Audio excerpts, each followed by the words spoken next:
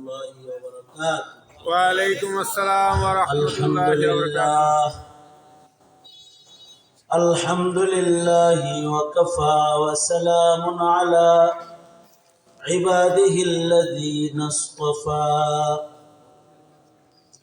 أما بعد فأعوذ بالله من الشيطان الرجيم. بسم الله الرحمن الرحيم. قل إن كنتم تحبون الله فاتبعوني يحببكم الله ويغفر لكم ذنوبكم والله غفور رحيم.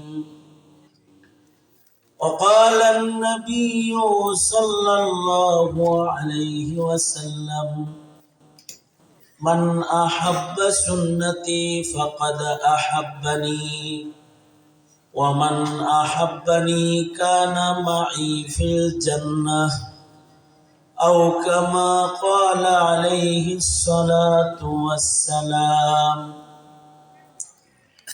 اللهم صل على محمد وعلى آل محمد كما صليت على إبراهيم وعلى آل إبراهيم إنك حميد مجيد. اللهم بارك على محمد وعلى آل محمد كما باركت على إبراهيم وعلى آل إبراهيم إنك حميد مجيد.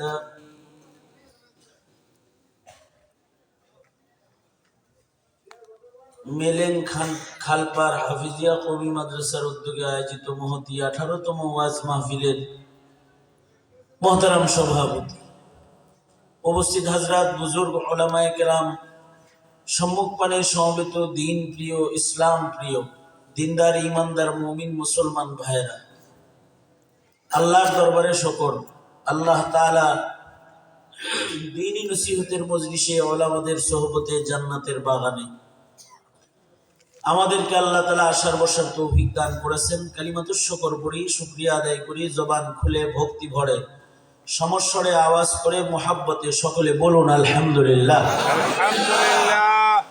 এই পৃথিবীতে যত মানুষ আছে সব মানুষেরই কারোর না কারোর সাথে সম্পর্ক ভালো, কারোর নিজের সাথে নিজের সম্পর্ক ভালো, আর কারোর সাথে ভালো না।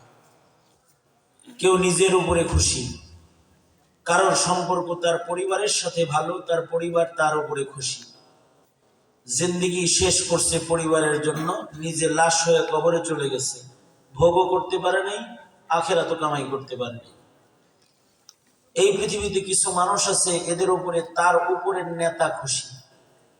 মনে করেন কর্মী, তার উপরে তার নেতা খুশি, কর্মী নেতার কথা মতো চলে, তাই নেতার উপরে তার উপরের নেতা যে সে খুশি।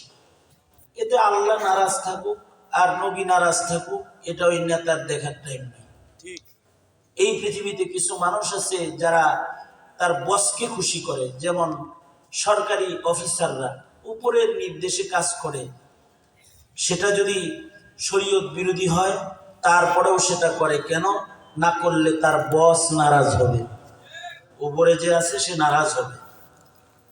বিগত সরকারের আমলে এদেশের আলেমরা গ্রেফতার হয়েছে, পুলিশরা বলে কি জানেন, হুজুর আপনারা সম্মানিত, আপনারা দাঙ্গা ফাসাদ করেন না আমরা জানি, কিন্তু উপরের নির্দেশ, যদি উপরের নির্দেশ না মানি তাইলে আমার চাকরি থাকে না। তার মানে তার কাছে তার উপরের একটা নির্দেশের দাম হইছে, কিন্তু এর উপরে যে কেউ আছে তাকে সে ভুলে গেছে। এই পৃথিবীতে কিছু মানুষ আছে যাদের উপরে দাদারা খুশি, যেমন সাবেক প্রধানমন্ত্রীর উপরে সবাই নারাজ থাকলেও মোদি দাদা খুশি, কারণ উনি দাদাকে খুশি করেছে। দাদাকে খুশি করার জন্য গুলি করে মানুষ মেরেছে ব্রাহ্মণবাড়িয়াতে, হাটহাজারীতে, ঢাকার রাজপথে। ঠিক। এই মোদি দাদুকে খুশি করতে গিয়ে এদেশের শত শত আলেমকে গ্রেফতার করেছে, খুশি হয়েছে। সে কারণে বুবু কোথাও জায়গা না পেলেও দিল্লিতে জায়গা পেয়ে গেছে। কারণ কি? কারণ হলো উনি ওনার উপরে খুশি। কিন্তু এই পৃথিবীতে কিছু মানুষ আছে যাদের উপরে আল্লাহ খুশি। কে খুশি? জোরে বলেন, আরো জোরে আওয়াজ করে বলেন, কে খুশি? আল্লাহ। কিছু মানুষ আছে তাদের উপরে আল্লাহ খুশি।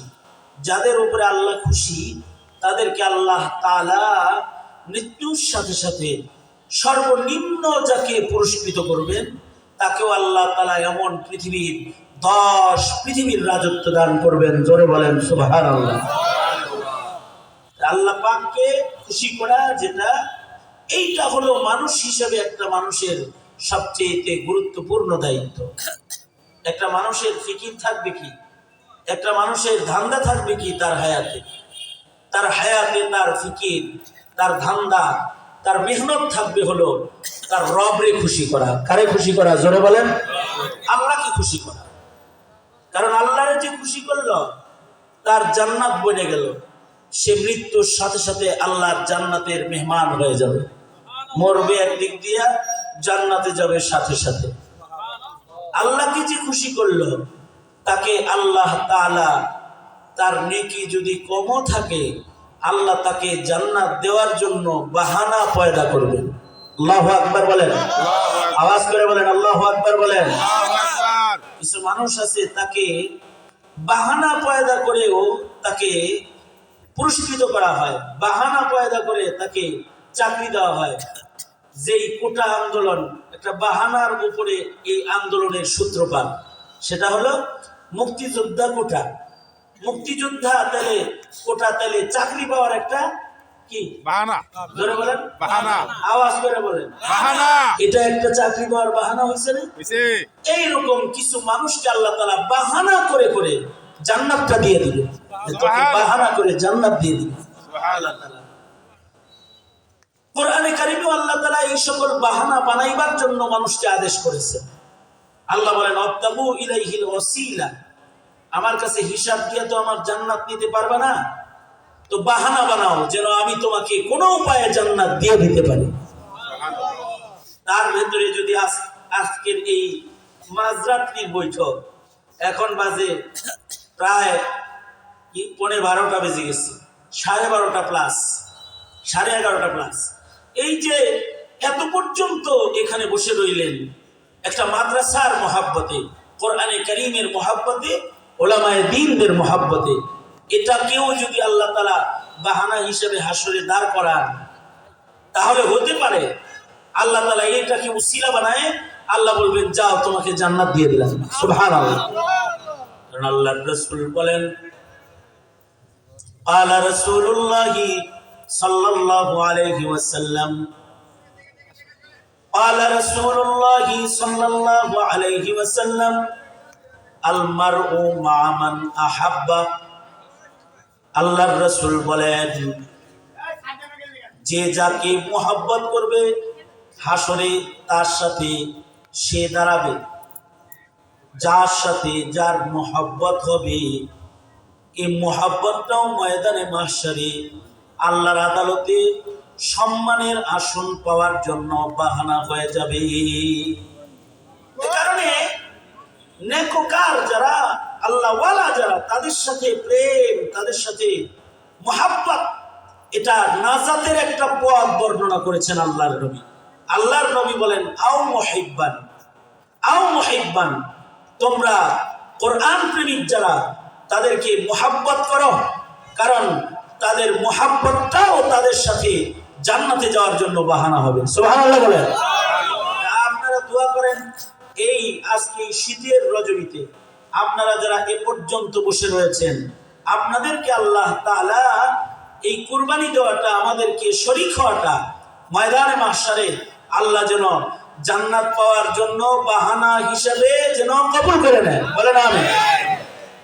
মুহতারাম হাজিরিন, খুব সংক্ষেপে কয়েকটা কথা মাত্র, বেশি লম্বা কথা বলার সুযোগ নাই, কারণ আমিও ক্লান্ত। আরো 3 জায়গায় কথা বলে এখানে আমি 4র্থ নাম্বার কথা বলতে বসেছি। আগামীকালকে জুমার নামাজের তৈয়ারি যেমন আমার আছে, আপনাদেরও আছে। জুমার নামাজ পড়তে হবে, কারণ জুমার নামাজ যদি কারোর অবহেলা করে যদি জুমার নামাজ কারোর ছুটে যায়, এটা ইমানি খতরা। হাদিসে আছে, কেউ যদি অবহেলা করে 3 জুমা লাগাতার ছেড়ে দেয়, আল্লাহ তাআলা রাগ করে তার নামটা মুমিনের খাতা থেকে কেটে মুনাফিকের খাতায় উঠায় দেয়। নাউজুবিল্লাহ। আল্লাহর রাসূল বলেছেন, হাদিস আল্লাহর নবী বলেন, قال النبي صلى الله عليه وسلم قال النبي صلى الله عليه وسلم من ترك 3 جمعات بغير عذر كتب من المنافقين। আল্লাহর নবী বলেন, কেউ যদি ইচ্ছা করে 3টা জুমা লাগাতার ছেড়ে দেয়, তার নাম আল্লাহ তাআলা রাগ হয়ে গুসা হয়ে মুনাফিকের লিস্টে উঠায়া দেয়। নবীজির এই হাদিসের আলোকে এখন অনেকের ইমানি খাতরার ভেতরে পড়ে যাবে, যারা কোনো ধরনের ওযর ছাড়া জুমার নামাজ পড়ে না। নবীজির এই হাদিস বলে তাদের নাম আল্লাহ রাগ করে মুনাফিকের লিস্টে উঠায়া দেয়। তাইলে জুমার নামাজের আহমিয়াত কত, জুমার নামাজের গুরুত্ব কত। অবহেলায় যেন কারোর জুমার নামাজ কখনো না ছুটে। জুমার নামাজ না ছুটে অবহেলায়, ফরজ নামাজও যেন না ছুটে। কারণ এই দুনিয়াতে আমাদের সবচেয়ে গুরুত্বপূর্ণ কাজ হইল ব্যবসা, রাজনীতি, কামলা দেওয়া, রিক্সা চালানো, চাকরি করা, দোকানদারি করা। সবচেয়ে গুরুত্বপূর্ণ কাজ আমাদের কি? জোরে আওয়াজ করে বলেন। আউয়ালু মা ইউহাসাবু বিহিল আবদু ইয়াউমাল কিয়ামাতিস সালাহ। ময়দানে মাহশারে সর্বপ্রথম কোন আমলের হিসাব হবে?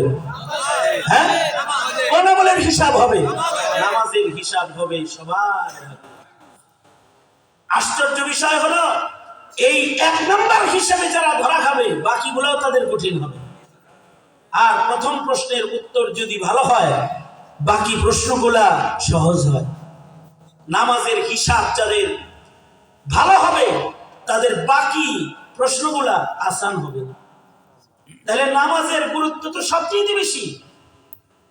আল্লাহর রাসূল বলেন, যারা জামাতে শরীক হয় না, জামাতে নামাজ পড়ে না, আছে না কিছু মানুষ, এদের কথা হলো দুনিয়া পুরাটাই মসজিদ, জেনে বড় হেনেই হইব।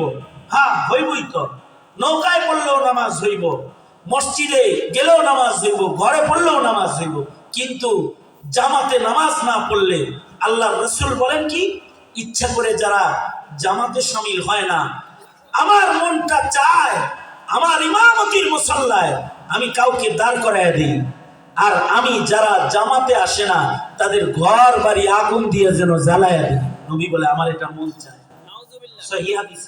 আল্লাহর রাসূল বলেন, যারা জামাতে শামিল হয় না, আমার মন চায় যে আমি মসজিদের ইমামতিতে কাউকে আমার নায়েব বানিয়ে দাঁড়িয়ে বাইরে চলে যাই, কারা কারা নামাজ পড়ে নাই তাদের ঘর দুয়ার আমি জ্বালায়া দেই, এটা আমার মন চায়। রাসূল কতটা গুরুত্ব দিয়েছেন জামাতের নামাজের। আমাদের তো জামাতের গুরুত্ব নাই, আমাদের ন্যূনতম নামাজ আদায়ের গুরুত্ব নেই। অথচ নামাজ এটা আমার 1 নাম্বার কাজ। সর্বপ্রথম হিসাব হবে আমার নামাজের হিসাব। এ কারণেই সাহাবায়ে কেরামের সবচেয়ে গুরুত্বপূর্ণ কাজ ছিল নামাজ। আল্লাহর কুরআনে আল্লাহ তাআলা সাহাবায়ে কেরামের যে গুণ বর্ণনা করেছেন, তার ভেতরে আল্লাহ বলেন, নবীজির সাহাবীদের গুণ বলতে গিয়ে আল্লাহ বলেন, ফি ওয়াজুহিহিম মিন আসারিস সুজুদ। সাহাবায়ে কেরামের নামাজ এত বেশি যে তাদের কপালে সেজদার দাগ আছে। আমাদের গুলির দাগ আছে। আমার সাথে একজন কয়, হুজুর অনেক গুলি খাইছি আওয়ামী লীগের আমলে। মাশাআল্লাহ, অনেক গুলি খাইছেন তো খুব জিহাদ করছেন। জি হুজুর, পায়ে গুলি, এই যে এনে গুলি আছে, এনে গুলি আছে, এখানে গুলি আছে, ঘাড়ে দেখেন হুজুর এই যে রাবার বুলেট নড়ে চলে। এখনো পর্যন্ত ওই যে সিটা গুলি যেটা এটা ভিতরে নড়ে চড়ে বাইর করানো যায় না। মাশাআল্লাহ গুলির দাগ রাখছেন, এর সাথে যদি আপনার কপালে সেজদার দাগটা থাকতো, আপনার হাঁটুতে যদি নামাজের দাগটা থাকতো, আপনি যে নামাজে বসেছেন তাশাহুদের সূরতে বসছেন, এই দাগটা যদি আপনার নামাজের দাগ যদি আপনার গোড়ালির ভেতরে একটু থাকতো, হাড্ডির উপরে থাকতো, পিন্ডিলির উপরে,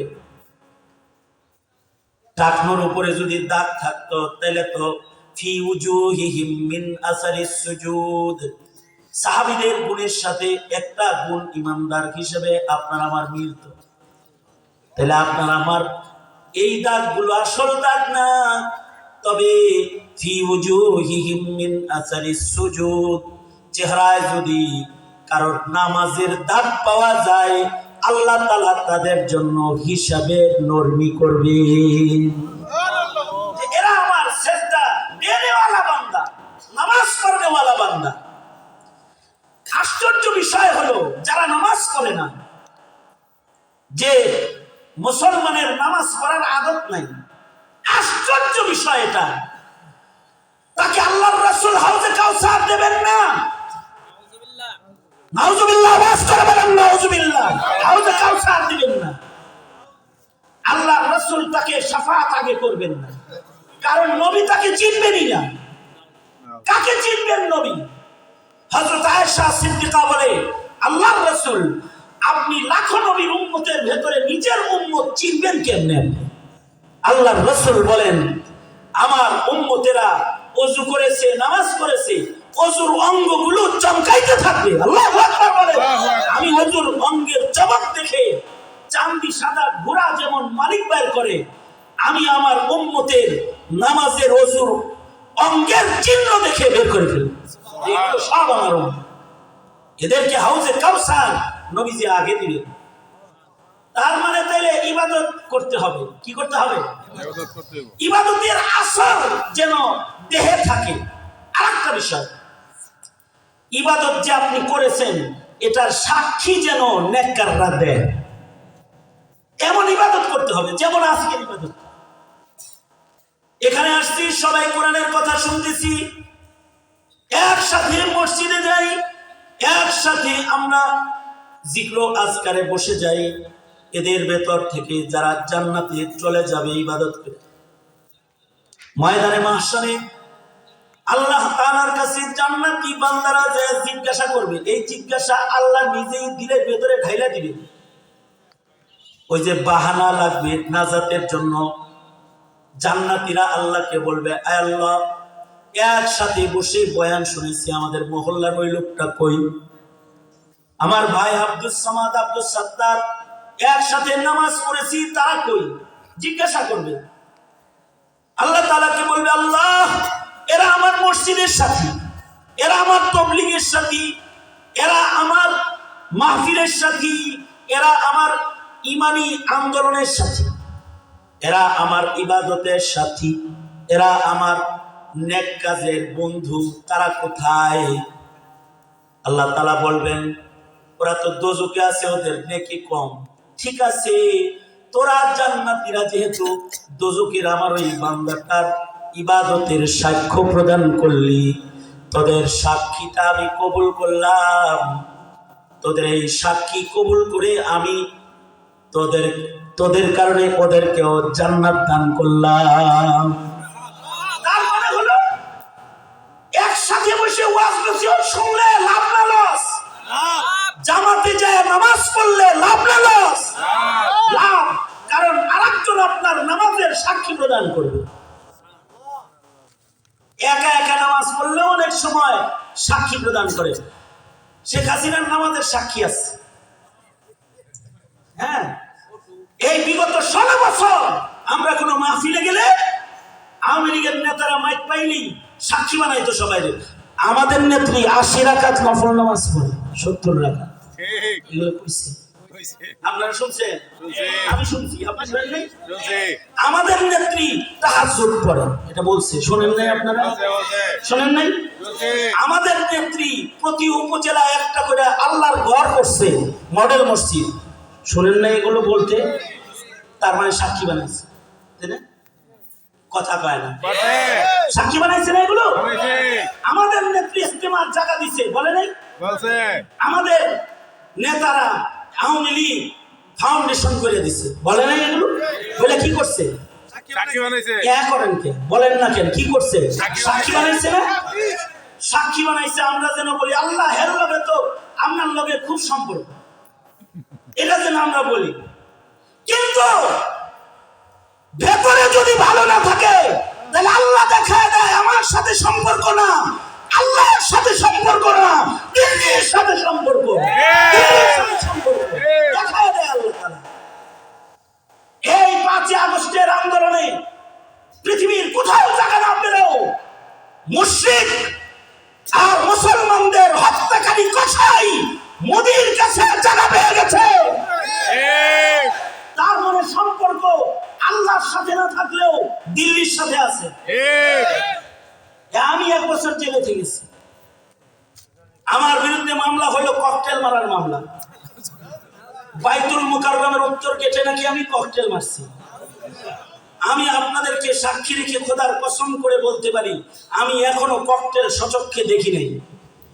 হ্যাঁ দেখি নাই, আমি দেখি নাই ককটেল সচক্ষে, আমি দেখি নাই। পত্র পত্রিকায় বইতে ছবি দেখছি ককটেলে, আমি ককটেল দেখি নাই।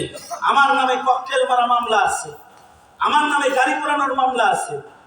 আমি কোনো মিছিলেই যাই না। যেদিনের তারিখে গাড়ি পোড়ানোর মামলা ওই দিন আমি বরিশালে মাহফিলে বয়ান করতেছি। রিমান্ডে যখন আমাকে জিজ্ঞাসা করে হুজুর এই মামলা এই কাম আপনি করতে পারলেন, আমি কই, আপনি দেখেন তো ইন্টারনেটের যুগ, আমি কইছিলাম আমার লোকেশন কোনটা, মোবাইল ডাটা মোবাইলের এই টাওয়ার থেকে আপনি নেন, আমার ফিরিস্তি আনেন যে আমার মোবাইলটা কোন নেটওয়ার্কের নিচে ছিল, অথবা আমার ভিডিও বয়ান চেক করেন আমি কোথায় ছিলাম। হুজুর আমরাও জানি আপনি বরিশালে ছিলেন।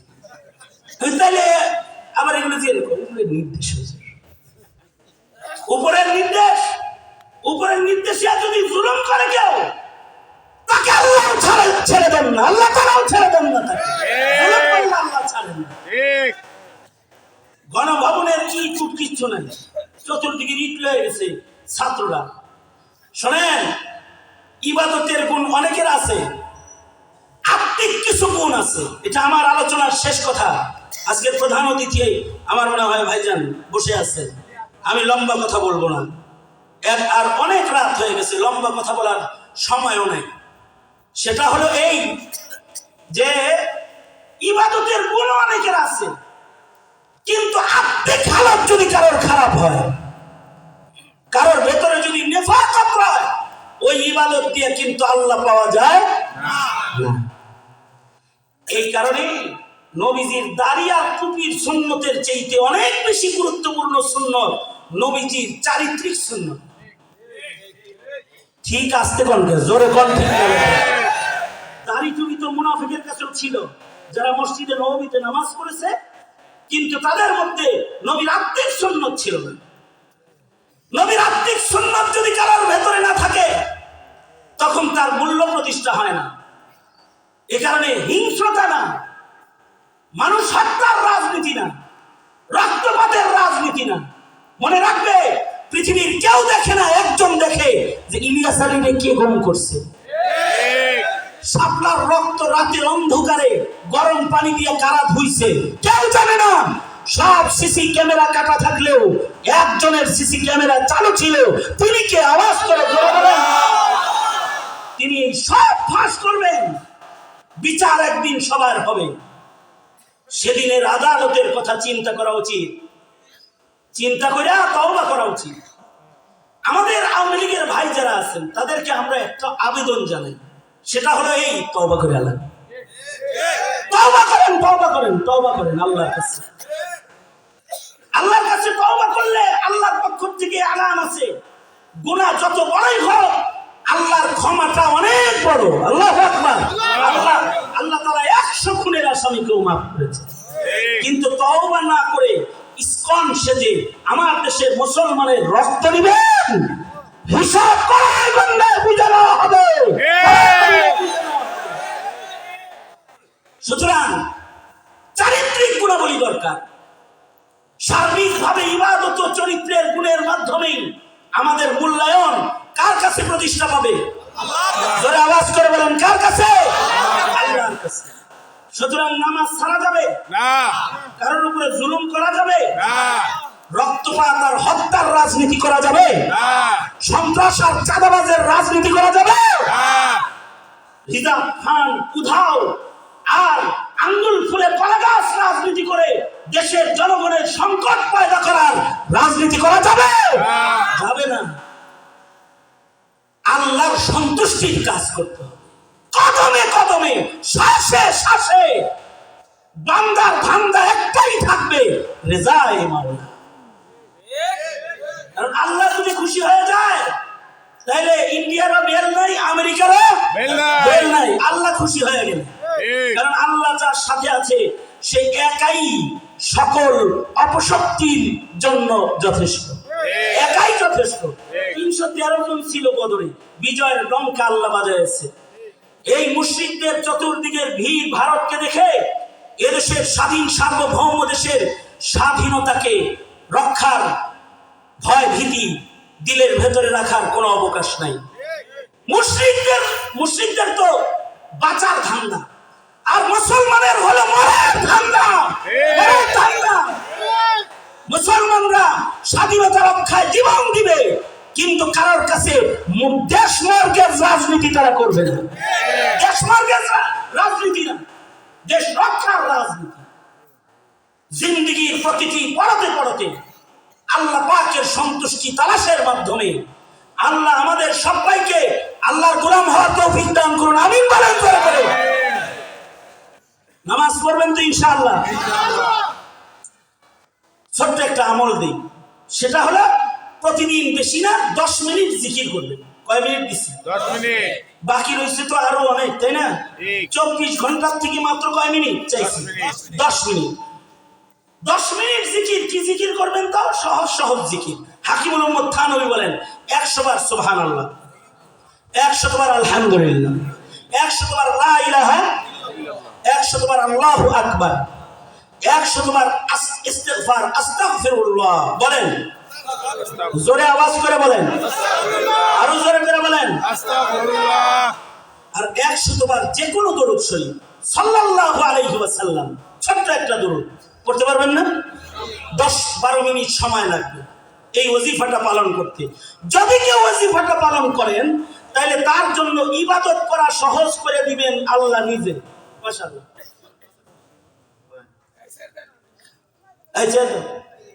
ইবাদত করা সহজ করবেন কে? আল্লাহ নিজে ইবাদত করা সহজ করে দিবেন, নামাজ পড়ার সুযোগ দিবেন, ইবাদত করার আল্লাহ তাআলা সুযোগ দান করবেন। জিকির করবেন তো ইনশাআল্লাহ? কারা কারা করবেন? ওয়াদা দেন যদি জিকির করবেন ইনশাআল্লাহ। ইনশাআল্লাহ। হ্যাঁ, দ্বিতীয় নম্বর কাজ, সেটা হলো আমল যাদের শিক্ষা নাই প্রয়োজনে তবলিগে যায় হলেও আমলটা শিক্ষা নেবেন। নামাজের জরুরি ছোট ছোট কিছু মাসাইল এগুলো শিখবেন, শিখে নিজে একটু নিজের ফরজ ইবাদত গুলো যত্ন করে আদায় করবেন, কারণ কেউ কারোর না। হাসিনা যখন চলে গেছে, এই সালমান এফ রহমান আপনাদের সন্তান, তার জন্য একটু অপেক্ষা করে নেই, দুঃখ রাখার জায়গা নাই। বেচারা কি না করছে, তার জন্য 5 মিনিট অপেক্ষা করে নেয়। সুতরাং নিজেকে বাঁচানোর জন্য আল্লাহর সাথে সম্পর্ক গভীর করার জন্য চেষ্টা মেহনত দরকার আছে না নাই? দরকার আছে, চেষ্টা করবেন ইনশাআল্লাহ বলেন। তাহলে ইবাদত শিখবেন, যাদের শিখা নাই তারা তবলিগে যায় হলেও শিখবেন। যদি বলেন আইয়ুবী তুমি আমাদের পায়ে ধরে বলো, তাহলে আমি শুনবো কথা।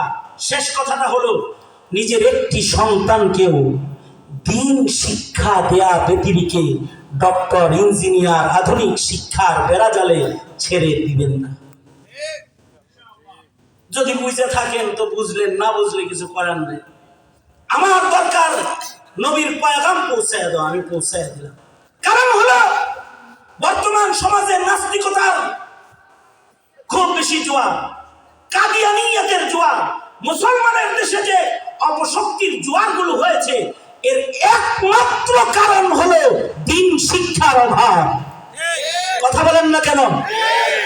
আওয়ামী লীগ 16টি বছর আপনার সন্তান সিলেবাসে আল্লাহ বিল্লাহ যা শিখতো এগুলো বাইর কইরা তারা গোমাতা ঢুকাইছে, অর্থাৎ আপনার সন্তানের একাত্মবাদ নষ্ট করে হিন্দুত্ববাদ প্রতিষ্ঠার রাজনীতি করেছে, ট্রান্সজেন্ডার পড়াইছে। আপনার সন্তানকে বানরের রাজনীতি, বানরের কল্প কাহিনী শোনাইছে। মানুষ নাকি ডারউইনের মতবাদ পড়ায় বানরের বাচ্চা, এটা শিখাইছে।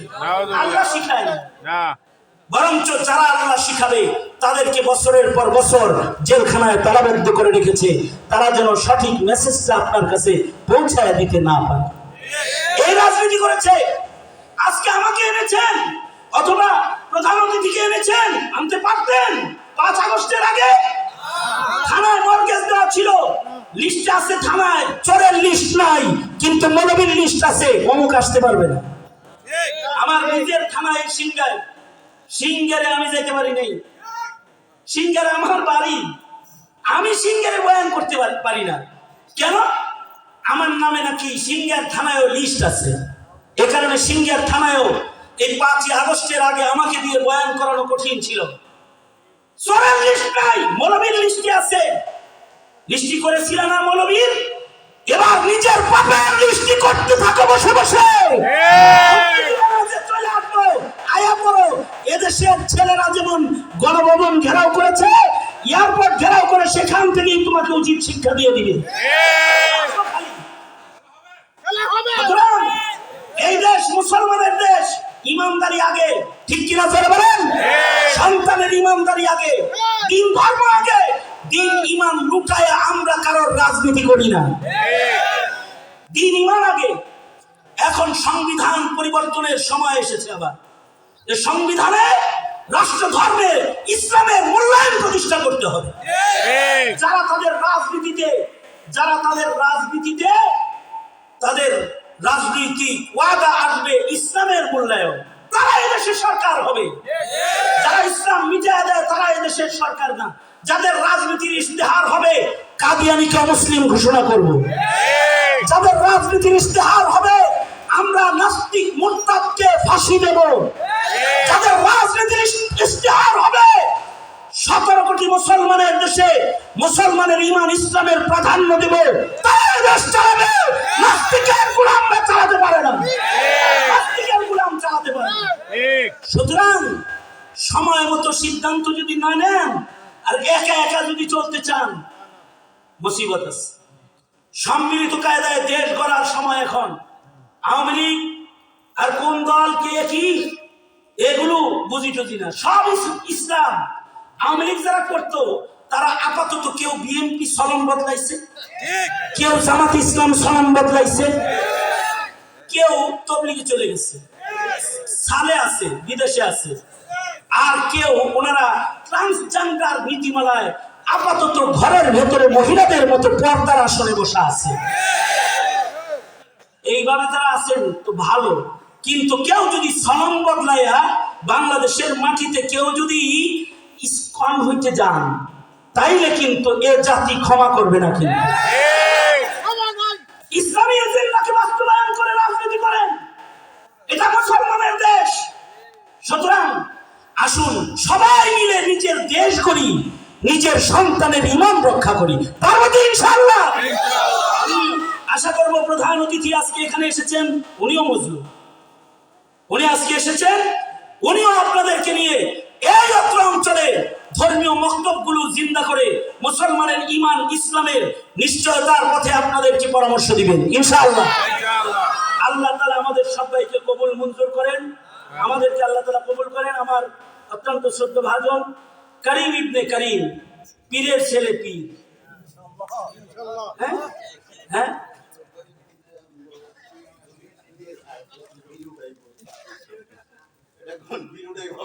বিল উঠাইবেন ইনশাআল্লাহ। কাদিয়ানী কাবে বিল উঠাইতে হবে ইনশাআল্লাহ, ইনশাআল্লাহ। আল্লাহ তাআলা আসবেন ভাইকে কবুল করুক, যারা বলেন আমিন। ধর্মের কথা বলার তৌফিক দান করুন, দ্বীনের কথা বলার তৌফিক দান করুন।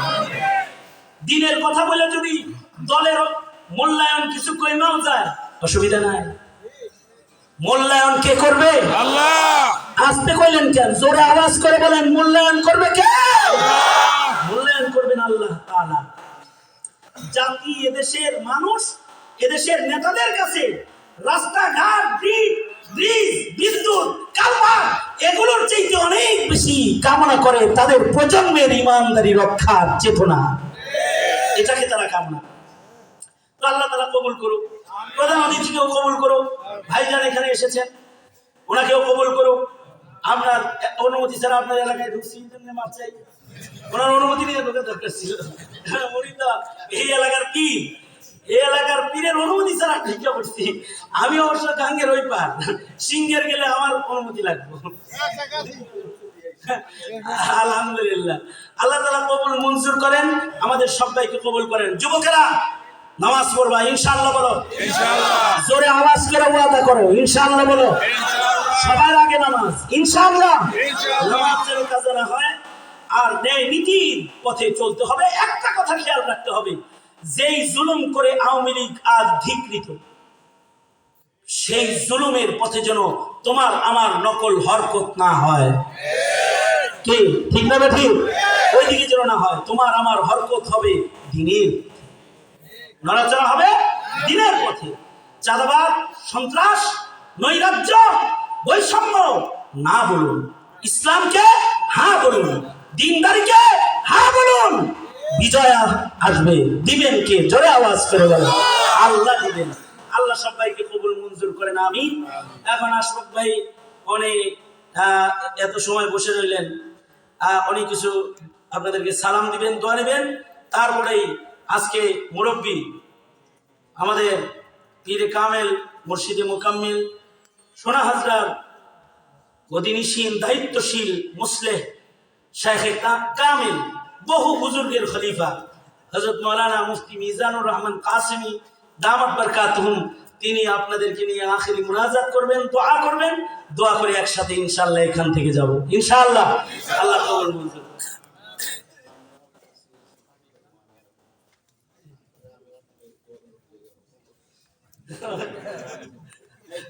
আশফাক ভাই আগে কিছু বলুন, আগে কিছু বলুন। এই মাইকটা দেখুন, মাইকটা দাও। মাইকটা দাও, ওই সামনে।